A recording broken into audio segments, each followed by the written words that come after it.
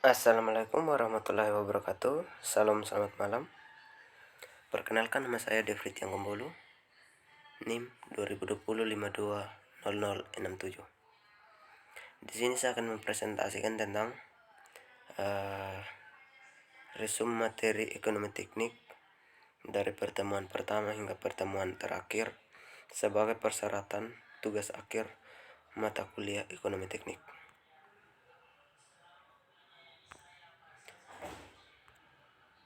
Yang pertama-tama, saya akan menjelaskan tentang pengantar ekonomi teknik. Jadi, ekonomi teknik adalah penentuan faktor-faktor dan kriteria ekonomi yang digunakan ketika satu atau lebih alternatif dipertimbangkan untuk dipilih dalam menyelesaikan suatu masalah di bidang teknik. Bisa juga dikatakan bahwa ekonomi teknik adalah sekumpulan teknik matematika yang menyederhanakan perbandingan ekonomi dalam suatu kasus di bidang teknik. Analisis ekonomi teknik. Analisis ekonomi teknik adalah disiplin ilmu yang ditujukan untuk menganalisa aspek-aspek ekonomi dari usaha, investasi, atau proyek yang bersifat teknis. Dari hasil analisis di atas, didapatlah hasil keputusan atau untuk menempuh pengambilan keputusan.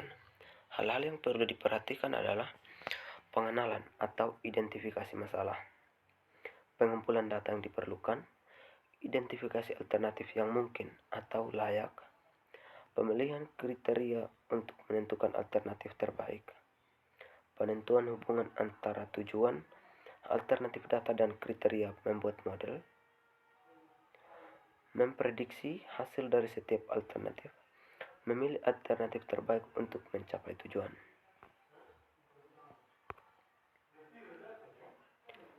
Laporan keuangan. Laporan keuangan, catatan informasi keuangan suatu perusahaan pada suatu periode akuntansi. Rentang waktu dalam laporan keuangan yang dapat digunakan untuk menggambarkan kinerja perusahaan tersebut. Isi laporan keuangan yaitu neraca, laporan laba rugi, arus kas atau cash flow, laporan perubahan ekuitas, laporan operasional, catatan atas laporan keuangan, laporan perubahan saldo anggaran lebih. Cash flow.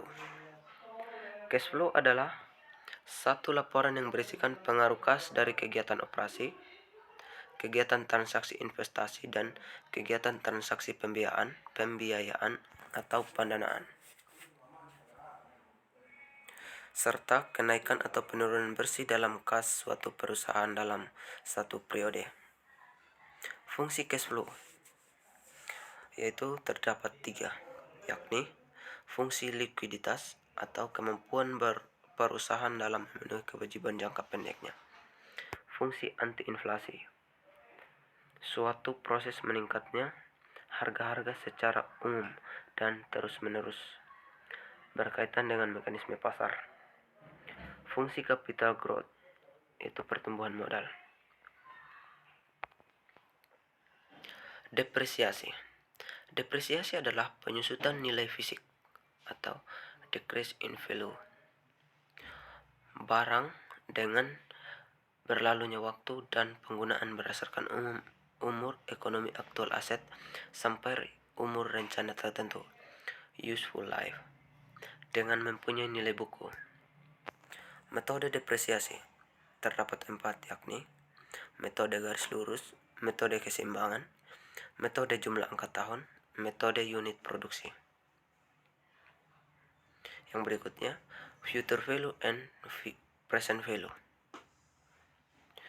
Jadi, future value adalah metode perhitungan pada sebuah nilai uang di masa yang akan datang dari uang yang diterima atau dibayarkan pada masa sekarang, dengan memperhitungkan tingkat bunga pada nilai uang tersebut setiap periode dalam jangka waktu tertentu. Dapat diperhitungkan dengan rumus FV sama dengan PV dalam kurung I tambah 1 tambah I tutup pangkat N. Keterangannya, FV sama dengan nilai pada masa yang akan datang PV sama dengan nilai pada saat ini. N sama dengan jangka waktu, I tingkat suku bunga. Yang berikutnya, present value. Present value merupakan besarnya jumlah nilai uang pada awal periode atas dasar tingkat tertentu dari sejumlah uang yang baru akan diterima dalam beberapa periode yang akan datang. Dapat dihitung dengan rumus PO sama dengan FP per I tambah 1 pangkat N. Dengan keterangan PO sama dengan nilai pada masa sekarang. Untuk notasi-notasi rumus yang lain dapat dilihat pada future value. Yang berikutnya, NPV dan IRR method. NPV merupakan selisih antara pengeluaran dan pemasukan yang telah didiskon dengan menggunakan social opportunity cost of capital sebagai diskon faktor, atau dengan kata lain merupakan arus kas yang diperkirakan pada masa depan yang didiskon pada saat ini.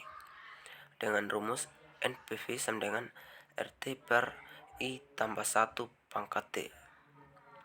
Dengan NPV sama dengan nilai bersih saat ini, RT sama dengan arus kas bersih pada waktu T, I sama dengan tingkat diskon, T sama dengan waktu arus konstan, waktu arus kas. IRR method adalah besarnya tingkat pembelian modal sendiri yang digunakan dalam menjalankan suatu usaha dengan fungsi untuk menghitung tingkat bunga yang dihasilkan dari suatu aliran kas masuk atau proses, dalam hal ini laba plus penyusutan.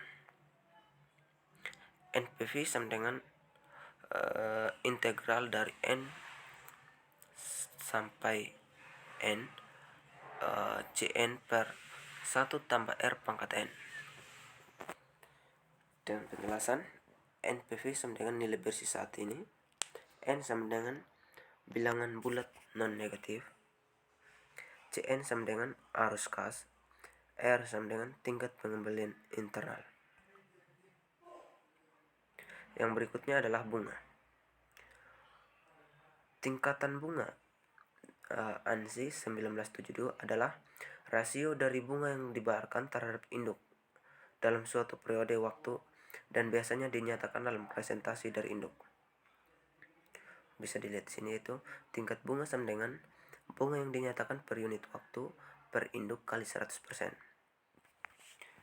Jenis-jenis bunga itu terdapat dua, yaitu bunga biasa atau sederhana, bunga menjebuk atau berlipat, compound interest.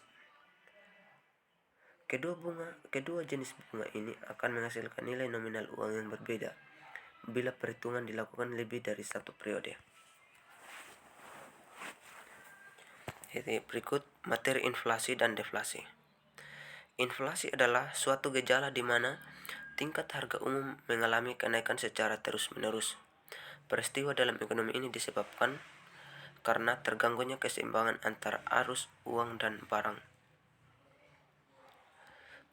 Yang berikut jenis-jenis inflasi. Terdapat 4, yaitu inflasi ringan, inflasi sedang, inflasi berat, dan hyperinflasi. Yang berikutnya deflasi. Deflasi adalah suatu periode di mana harga-harga secara umum jatuh dan nilai uang bertambah. Deflasi merupakan kebalikan dari inflasi, di mana jika inflasi adalah banyak beredarnya mata uang ke masyarakat, sedangkan deflasi adalah kebalikannya, di mana kurangnya jumlah uang yang beredar di masyarakat. Untuk jenis-jenis inflasi terdapat 2, yaitu deflasi strategis dan deflasi sirkulasi. Yang berikut BCR analisis atau benefit cost of ratio adalah perbandingan nilai ekuivalen semua manfaat terhadap nilai ekuivalen semua nilai. Perhitungan nilai ekuivalen dapat dilakukan menggunakan salah satu analisa nilai sekarang, nilai pada waktu yang akan datang, atau nilai tahunan. Dalam hal ini bisa kita lihat rumusnya, B per C sama dengan PW manfaat per PW biaya sama dengan FW manfaat per FW biaya sama dengan AW manfaat per AW biaya. Yang berikut sensitivitas analisis. Sensitivitas analisis merupakan suatu pengajuan dari suatu keputusan, misalnya keputusan investasi, untuk mencari seberapa besar ketidaktepatan penggunaan suatu asumsi yang dapat ditoleransi tanpa mengakibatkan tidak berlakunya keputusan tersebut. Proyek pertanian sangat sensitif atau berubah-ubah akibat 4 hal, yaitu harga output, keterlambatan pelaksanaan, kenaikan biaya, dan hasil. Sekianlah hasil presentasi saya. Mohon maaf, saya kembalikan.